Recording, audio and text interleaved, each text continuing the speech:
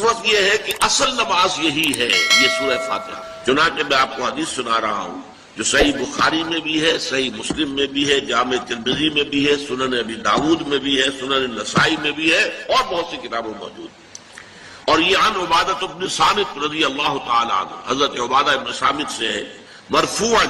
کہ حضور نے فرمایا لا صلاۃ لمن لم یقرأ بفاتحۃ الکتاب، اس شخص کی کوئی نماز نہیں ہے جس نے کہ سورہ فاتحہ کی تلاوت نہیں کی۔ اب اس سے ہمارے ہاں ایک بڑا اختلاف پیدا ہوا، وہ نوٹ کر لیجیے۔ ایک رائے یہ ہے آپ اگر علیحدہ نماز پڑھ رہے ہیں تو ظاہر بات ہے کہ آپ کو ہر رکعت میں خود پڑھنی ہی پڑھنی ہے سورہ فاتحہ۔ جب باجماعت پڑھ رہے ہیں اب کیا شکل، امام پڑھ رہا ہے سورہ فاتحہ تو کیا مقتدی کو بھی پڑھنی چاہیے؟ اس حدیث میں جو الفاظ کی شدت ہے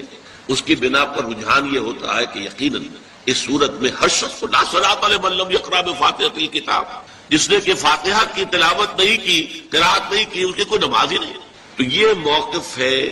امام شافعی کا، یہی مسلک ہے ہمارے اہل حدیث بھائیوں کا کہ آپ چاہے اکیلے نماز پڑھ رہے ہو، چاہے امام کے پیچھے پڑھ رہے ہو، اور چاہے امام جو ہے وہ جہری رکعت پڑھا رہا ہے اور چاہے سری رکعت پڑھا رہا ہے۔ خاموشی والی رکعت سورہ، آپ کو معلوم ہے کہ نماز جو ظہر اور عصر کی ہے تو چاروں رکعتیں جو ہے وہ سری ہے، مغرب کے اندر آ کر دو جہری ہیں ایک سری ہے، عشاء میں آ کر دو جہری ہیں دو سری ہیں، سورہ اور نماز فجر کے اندر دونوں جو ہیں وہ جہری ہیں۔ تو چاہے جہری ہو چاہے سری ہو، آپ کو بھی لازماً جو مقتدی ہے اسے بھی سورہ فاتحہ پڑھنی ہوگی۔ اب اس کے لیے انہوں نے یہ طریقہ جو ہے تلقین کیا ہے کہ امام تیزی سے نہ پڑھے، رک رک کر پڑھے الحمدللہ رب العالمین، اس کے بعد اتنا وقفہ دے دے کہ جو مقتدی ہے وہ بھی کہہ لے اپنے دل میں یا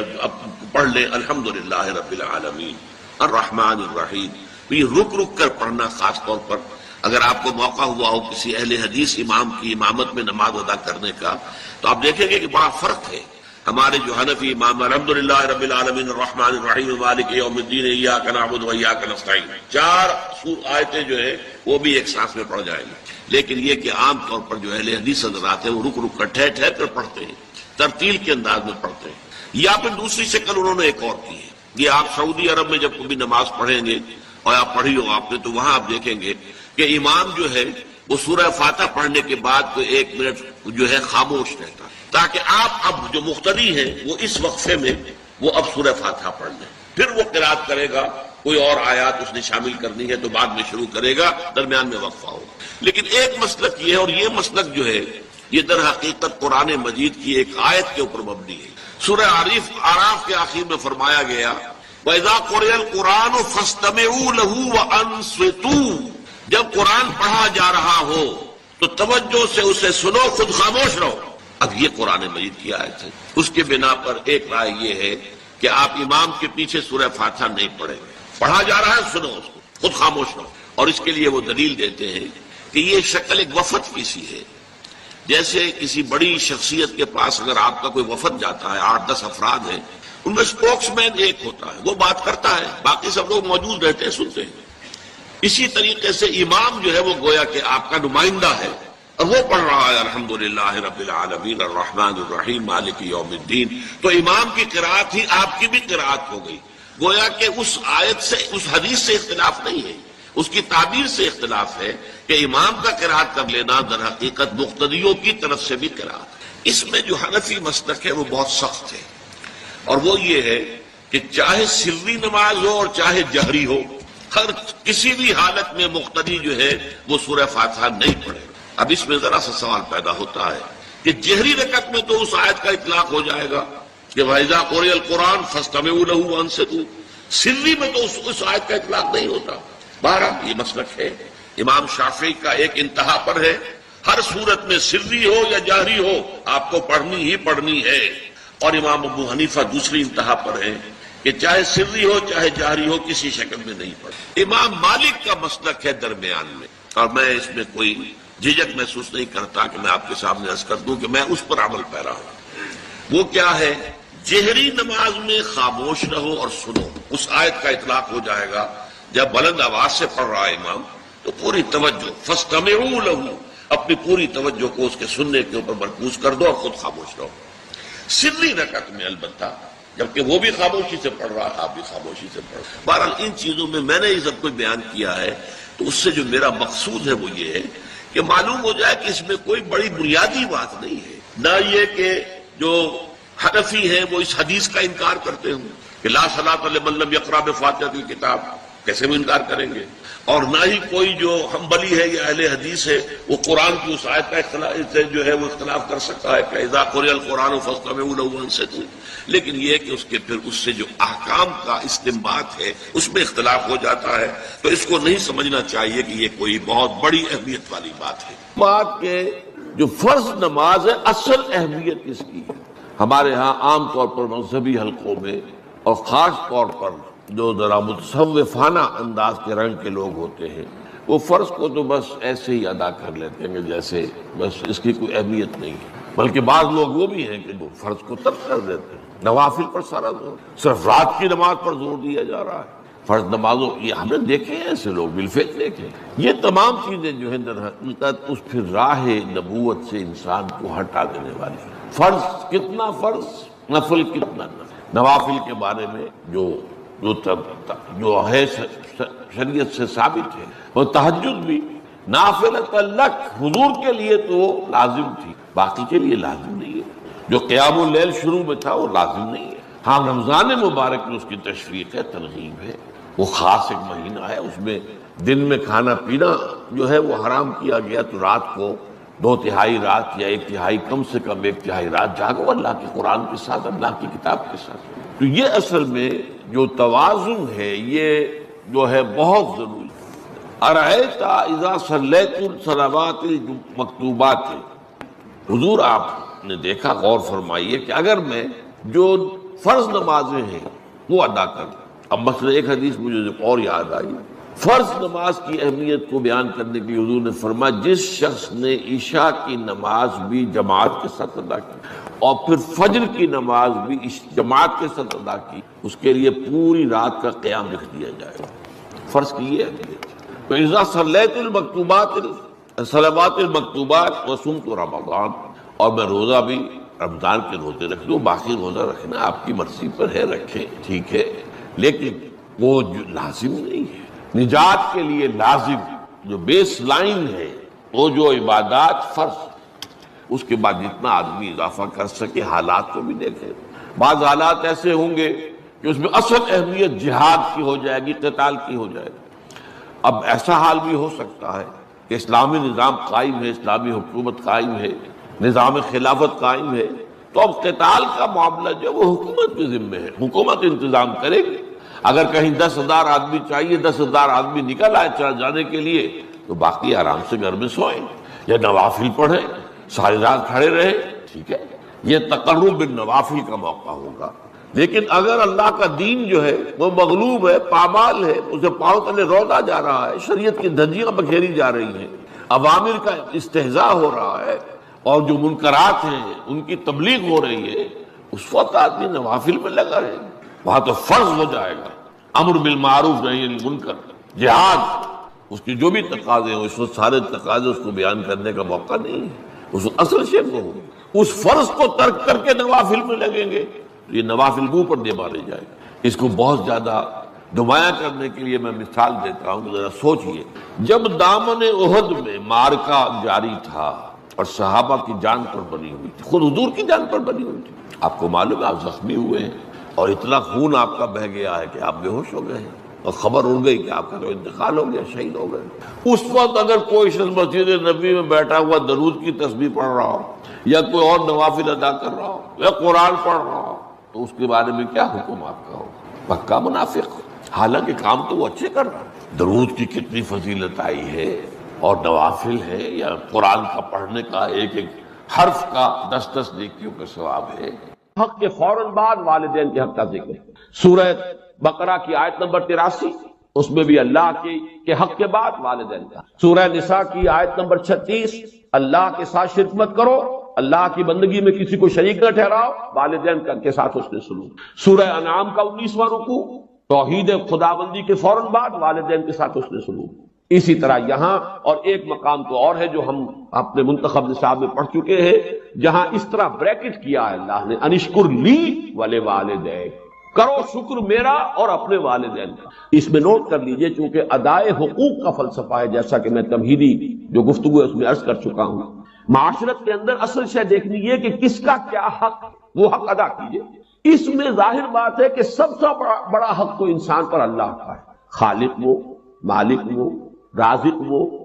اور حقیقتاً رب بھی وہی ہے، پالنے والا وہی ہے۔ البتہ پالنے میں اللہ نے ذریعہ بنایا ہے والدین کو، انسان وجود میں آتا ہے والدین کے ذریعے، یہ جو بھی نعمت وجود عطا ہوئی ہے اس میں بھی ذریعہ اور واسطہ والدین بنے۔ پھر جو ربوبیت ہے، پالنا پوسنا ہے، اس میں بھی اللہ کی ربوبیت کا سب سے بڑا ذریعہ، خاص طور پر اس وقت جب کہ انسان اپنے پاؤں پر کھڑا نہیں ہے، جیسے کہ آگے آ رہا ہے رب ارحمہما کما ربیانی صغیرا، اے رب جب کہ میں بالکل چھوٹا سا تھا، مجھے تو اپنی ضرورتوں کا احساس بھی نہیں تھا، میں اپنی کسی ضرورت کا شعور بھی نہیں رکھتا تھا، انہوں نے میری کیئر کی ہے، مجھے پالا پوسا ہے، میری ضروریات فراہم، یہ میری تکلیف پر خود جاگتے رہے ہیں اور تڑپتے رہے، اپنا پیٹ کاٹا ہے اور مجھے کھلایا ہے، یہ سارا کام جو انہوں نے میرے ساتھ کیا، پروردگار ان کے احسانات کا بدلہ میں نہیں چکا سکتا، تجھ ہی سے درخواست کر رہا ہوں رب ارحمہما کما ربیانی صغیرا۔ تو معلوم ہوا کہ یہ در حقیقت اسلامی تمدن اور اسلامی معاشرت کا اصل الاصول ہے کہ حقوق میں اللہ کے حق کے فوراً بعد بلکہ متصلاً بعد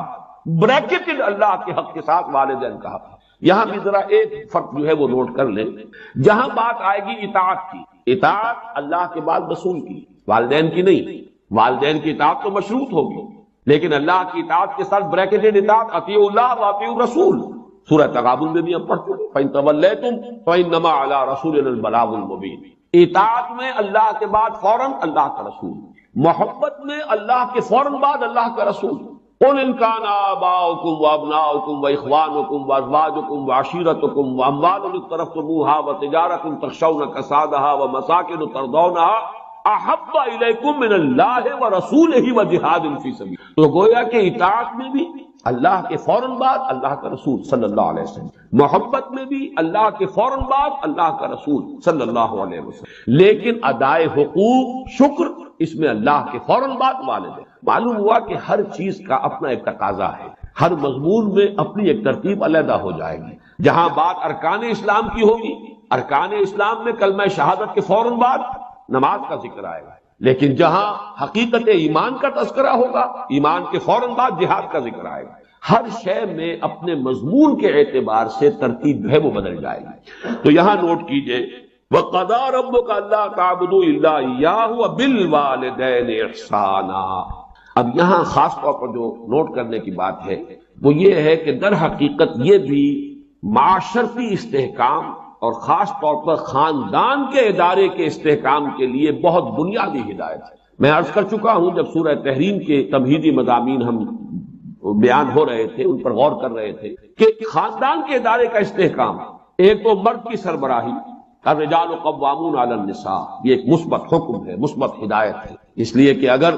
برابر کے دو سربراہ ہو جائیں گے تو وہاں فساد ہوگا، بدنسبی، مرد کی قوامیت، اس کی سربراہی، اس کی حاکمیت۔ نمبر دو، والدین کے ساتھ حسن سلوک۔ یہ جو تصور آج کی دنیا میں ہو چکا ہے اور جو خاندانی نظام کی چولیں ڈھیلی ہوئی ہیں، اس کا اصل سبب یہ ہے کہ والدین بھی اولاد کو اپنی لائبلٹی سمجھتے ہیں، اور پھر اولاد بھی والدین کو اپنی لائبلٹی سمجھتے، ایسیٹ نہیں سمجھتے، بلکہ یہ کہ ایک طرح کا بوجھ۔ خاص طور پر والدین بوڑھے ہو گئے، اب ان کی دیکھ بھال ہے، ان کی ضرورتیں پوری کرنی ہے، ان کے لیے ادب نہیں ہے، ان سے محبت نہیں رہی مغربی معاشرے کے اندر، اس کے خاندان کے نظام میں اس طرح اس کی چولیں جو ہے ڈھیلی ہو چکی ہیں۔ اولڈ ہاؤسز بنا دیجئے، اب وہاں پر ان کو ڈال دیجئے، اب ہمارے معمولات میں خامخواہ خلل پڑتا ہے، ہماری پرائیویسی میں خامخواہ یہ دخیل ہوتے ہیں۔ یہ جو کیفیت ہو چکی ہے در حقیقت یہ بھی گویا کہ اس معاشرے کے فساد اور اس تمدن کی جڑ کاٹ دینے والا۔ لہذا قرآن مجید نے، جیسا کہ میں اس سے پہلے عرض کر چکا ہوں کہ جیسے یہ ہال ہے، اس کی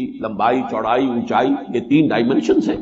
اسی طریقے سے خاندان کے ادارے کی پہلی ڈائمنشن رشتہ ازدواج ہے، ایک مرد اور ایک عورت کے مابین، یہاں سے تو خاندان کی بنیاد پڑی۔ اس کے استحکام کے لیے الرجال قوامون علی النساء، مرد جو ہے قوام ہے عورتوں پر۔ پھر جب ان کے ہاں اولاد ہوئی، اب سیکنڈ ڈائمنشن ایڈ ہو گئی، اب والدین اور اولاد کا رشتہ ہے، یہ رشتہ مستحکم ہو، اس رشتے کے ضمن میں ہم وہ مثبت اور منفی دونوں پہلو دیکھ چکے ہیں جو ہمارے اس منتخب نصاب میں آ چکے ہیں۔ سورہ تغابن میں والدین کو ہدایت کی گئی، ان من ازواجکم واولادکم عدو لکم فاحذروہ انما اموالکم واولادکم فتنہ۔ ایک طرف تو خود محتاط رہو ان کی محبت کی وجہ سے کہیں تم اپنی عاقبت برباد نہ کر بیٹھو، ان کے لیے جو بھی کرنا ہے اچھے سے اچھا کرو لیکن حلال کے دائرے کے اندر، اللہ کے حقوق کو، اللہ کی حدود کو قائم رکھو۔ دوسری طرف مثبت حکم دیا گیا، یا ایھا الذین آمنوا قوا انفسکم واہلیکم نارا، اہل ایمان اپنے گھر والوں کو، اہل و عیال کو، اپنے آپ کو بھی، اپنے اہل و عیال کو بھی آگ سے بچاؤ۔ یہ تمہارا مثبت فرض ہے، یہ تمہاری مثبت ذمہ داری ہے، تمہیں یہ فرض ادا کرنا ہے کہ ان کو اچھی ان کی تربیت ہو، ان کو اللہ کی طرف، اللہ کے دین کی طرف ان کو رغبت دلاؤ تاکہ ان کی عاقبت سنورے اور وہ آخرت میں جہنم کے عذاب سے بچ سکے۔ اب یہاں جو ہے در حقیقت یہ دوسری ڈائمنشن آ رہی ہے کہ اگر والدین کا ادب، ان کا احترام معاشرے کے اندر یہ قدر موجود ہو تو پھر والدین بھی اپنے آپ کو پورے طور پر انویسٹ کر دیں گے اولاد کے اندر۔ لیکن اگر عام طور پر یہ نظر آ رہا ہو کہ اولاد تو والدین کی پرواہ نہیں کرتی، تو والدین بھی پھر فکر کریں گے، اپنی کمائی میں سے کچھ بچا کر رکھیں، اپنے مستقبل کے لیے کچھ اہتمام کریں، وہ اپنے آپ کو پورے طور پر انویسٹ کرنے کے لیے تیار نہیں ہوں گے۔ اور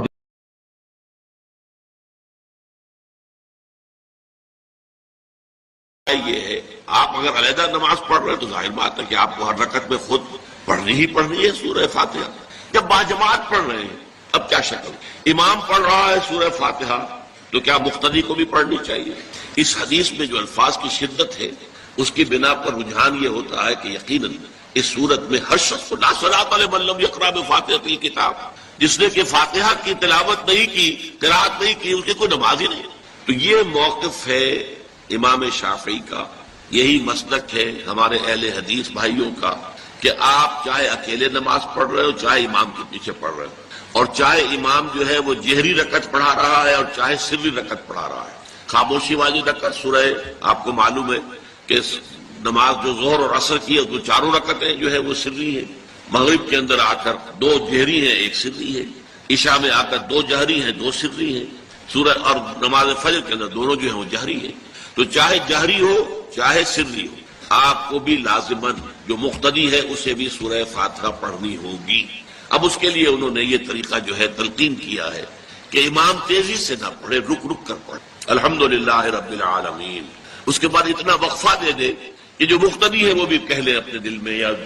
پڑھ لے الحمدللہ رب العالمین الرحمن الرحیم۔ یہ رک رک کر پڑھنا، خاص طور پر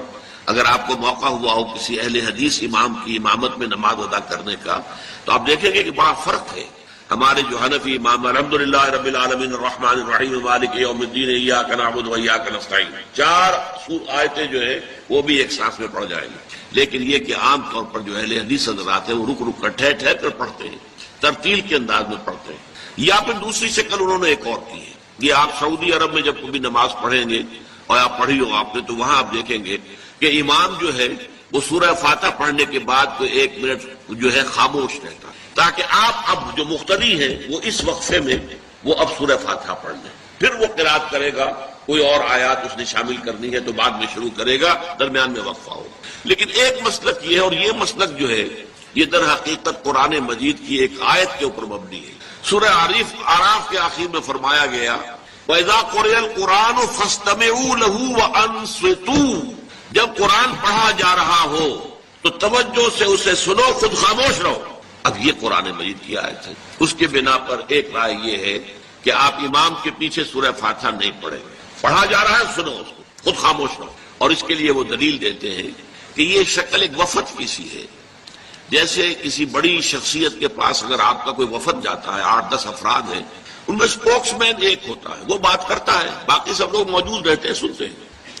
اسی طریقے سے امام جو ہے وہ گویا کہ آپ کا نمائندہ ہے اور وہ پڑھ رہا ہے الحمدللہ رب العالمین الرحمن الرحیم مالک یوم الدین، تو امام کی قرات ہی آپ کی بھی قرات ہو گئی۔ گویا کہ اس آیت سے، اس حدیث سے اختلاف نہیں ہے، اس کی تعبیر سے اختلاف ہے کہ امام کا قرات کر لینا در حقیقت مقتدیوں کی طرف سے بھی قرات۔ اس میں جو حنفی مسلک ہے وہ بہت سخت ہے، اور وہ یہ ہے کہ چاہے سری نماز ہو اور چاہے جہری ہو، ہر کسی بھی حالت میں مقتدی جو ہے وہ سورہ فاتحہ نہیں پڑھے۔ اب اس میں ذرا سا سوال پیدا ہوتا ہے کہ جہری رکعت میں تو اس آیت کا اطلاق ہو جائے گا کہ وَإِذَا قُرِئَ الْقُرْآنُ فَاسْتَمِعُوا لَهُ وَأَنصِتُوا، سری میں تو اس آیت کا اطلاق نہیں ہوتا۔ بہرحال یہ مسلک ہے امام شافعی کا، ایک انتہا پر ہے، ہر صورت میں سری ہو یا جہری ہو آپ کو پڑھنی ہی پڑھنی ہے، اور امام ابو حنیفہ دوسری انتہا پر ہے کہ چاہے سری ہو چاہے جہری ہو کسی شکل میں نہیں پڑھے۔ امام مالک کا مسلک ہے درمیان میں، اور میں اس میں کوئی جھجک محسوس نہیں کرتا کہ میں آپ کے سامنے عرض کر دوں کہ میں اس پر عمل پیرا ہوں۔ وہ کیا ہے؟ جہری نماز میں خاموش رہو اور سنو، اس آیت کا اطلاق ہو جائے گا جب بلند آواز سے پڑھ رہا ہے امام تو پوری توجہ، فاستمعوا لہ، اپنی پوری توجہ کو اس کے سننے کے اوپر مرکوز کر دو اور خود خاموش رہو۔ سری رکعت میں البتہ جبکہ وہ بھی خاموشی سے پڑھ رہا ہے، آپ بھی خاموشی سے پڑھ رہے ہیں۔ بہرحال ان چیزوں میں نے یہ سب کچھ بیان کیا ہے تو اس سے جو میرا مقصود ہے وہ یہ ہے کہ معلوم ہو جائے کہ اس میں کوئی بڑی بنیادی بات نہیں ہے، نہ یہ کہ جو حنفی ہیں وہ اس حدیث کا انکار کرتے ہوں کہ لا صلاۃ لمن لم یقرأ بفاتحۃ الکتاب، کیسے وہ انکار کریں گے؟ اور نہ ہی کوئی جو حنبلی ہے یا اہل حدیث ہے وہ قرآن کی اس آیت کا اختلاف سے جو ہے وہ اختلاف کر سکتا ہے کہ اذا قرئ القرآن فاستمعوا لہ وانصتوا، لیکن یہ کہ اس کے پھر اس سے جو احکام کا استنباط ہے اس میں اختلاف ہو جاتا ہے، تو اس کو نہیں سمجھنا چاہیے کہ یہ کوئی بہت بڑی اہمیت والی بات ہے۔ بات کہ جو فرض نماز ہے اصل اہمیت اس کی ہے۔ ہمارے ہاں عام طور پر مذہبی حلقوں میں اور خاص طور پر جو ذرا متصوفانہ انداز کے رنگ کے لوگ ہوتے ہیں وہ فرض کو تو بس ایسے ہی ادا کر لیتے ہیں جیسے بس اس کی کوئی اہمیت نہیں ہے، بلکہ بعض لوگ وہ بھی ہیں کہ وہ فرض کو ترک کر دیتے ہیں، نوافل پر سارا زور، صرف رات کی نماز پر زور دیا جا رہا ہے، فرض نمازوں یہ ہم نے دیکھے ہیں ایسے لوگ بالفعل دیکھے۔ یہ تمام چیزیں جو ہیں در حقیقت اس پھر راہ نبوت سے انسان کو ہٹا دینے والی ہیں۔ فرض کتنا فرض، نفل کتنا نفل۔ نوافل کے بارے میں جو ہے شریعت سے ثابت ہے، وہ تہجد بھی نافلۃ لک، حضور کے لیے تو وہ لازم تھی، باقی کے لیے لازم نہیں ہے۔ جو قیام اللیل شروع میں تھا وہ لازم نہیں ہے۔ ہاں رمضان مبارک میں اس کی تشویق ہے، ترغیب ہے، وہ خاص ایک مہینہ ہے، اس میں دن میں کھانا پینا جو ہے وہ حرام کیا گیا، تو رات کو 2/3 رات یا 1/3 کم سے کم 1/3 رات جاگو اللہ کے قرآن کے ساتھ، اللہ کی کتاب کے ساتھ۔ تو یہ اصل میں جو توازن ہے یہ جو ہے بہت ضروری ہے۔ ارأیت اذا صلیت الصلوات المکتوبات، حضور آپ نے دیکھا، غور فرمائیے کہ اگر میں جو فرض نمازیں ہیں وہ ادا کروں، اب مثلا ایک حدیث مجھے اور یاد آئی، فرض نماز کی اہمیت کو بیان کرنے کے لیے حضور نے فرمایا جس شخص نے عشاء کی نماز بھی جماعت کے ساتھ ادا کی اور پھر فجر کی نماز بھی جماعت کے ساتھ ادا کی، اس کے لیے پوری رات کا قیام لکھ دیا جائے گا۔ فرض کی یہ اہمیت ہے۔ تو اذا صلیت المکتوبات، صلوات المکتوبات وصمت رمضان، اور میں روزہ بھی رمضان کے روزے رکھ لوں، باقی روزہ رکھنا آپ کی مرضی پر ہے، رکھیں ٹھیک ہے، لیکن وہ جو لازم نہیں ہے۔ نجات کے لیے لازم جو بیس لائن ہے وہ جو عبادات فرض، اس کے بعد جتنا آدمی اضافہ کر سکے، حالات کو بھی دیکھے۔ بعض حالات ایسے ہوں گے کہ اس میں اصل اہمیت جہاد کی ہو جائے گی، قتال کی ہو جائے گی۔ اب ایسا حال بھی ہو سکتا ہے کہ اسلامی نظام قائم ہے، اسلامی حکومت قائم ہے، نظام خلافت قائم ہے، تو اب قتال کا معاملہ جو وہ حکومت کے ذمہ ہے، حکومت انتظام کرے گی۔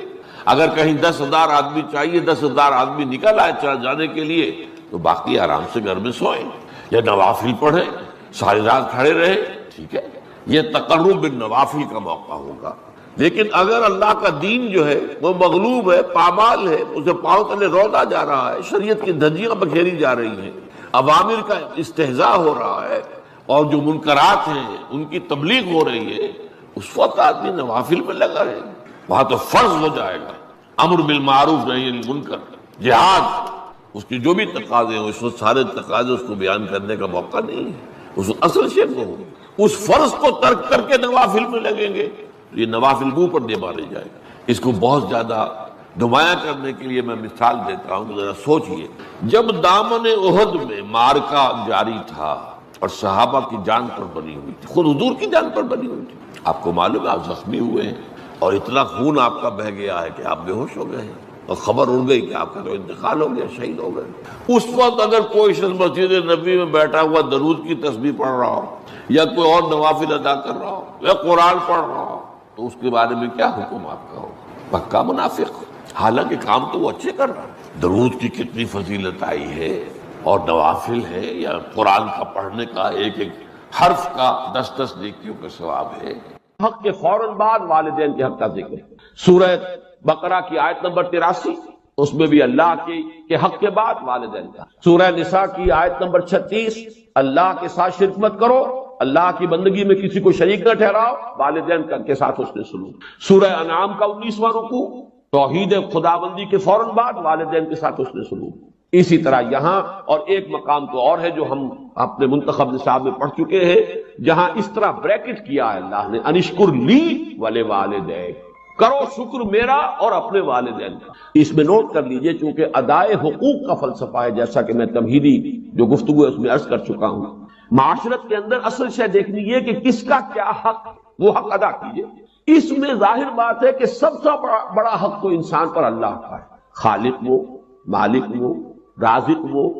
اور حقیقتاً رب بھی وہی ہے، پالنے والا وہی ہے۔ البتہ پالنے میں اللہ نے ذریعہ بنایا ہے والدین کو، انسان وجود میں آتا ہے والدین کے ذریعے، یہ جو بھی نعمت وجود عطا ہوئی ہے اس میں بھی ذریعہ اور واسطہ والدین بنے۔ پھر جو ربوبیت ہے، پالنا پوسنا ہے، اس میں بھی اللہ کی ربوبیت کا سب سے بڑا ذریعہ، خاص طور پر اس وقت جبکہ انسان اپنے پاؤں پر کھڑا نہیں ہے، جیسے کہ آگے آ رہا ہے رب ارحمہما کما ربیانی صغیرا،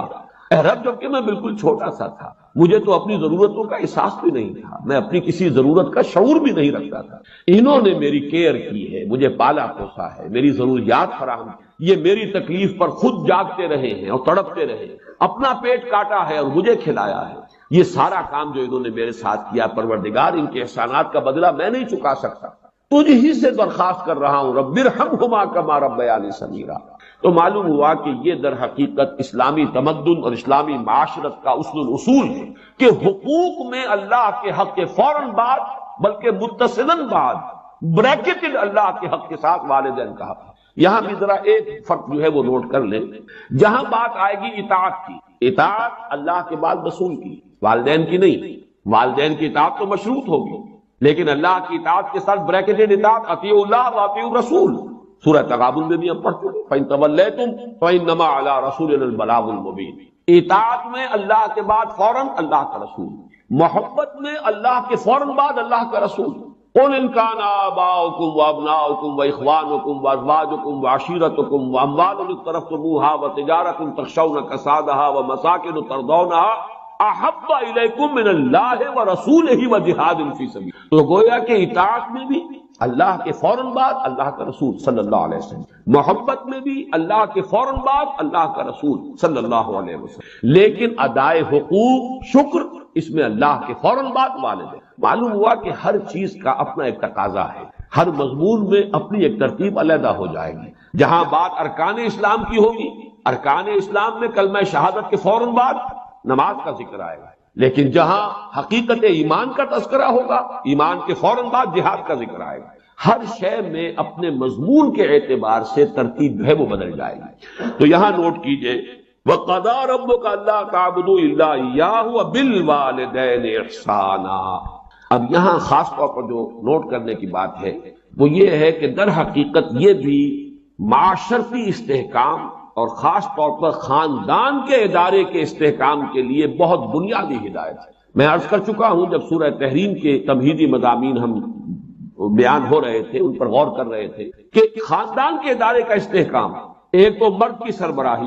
الرجال قوامون علی النساء، یہ ایک مثبت حکم ہے، مثبت ہدایت ہے، اس لیے کہ اگر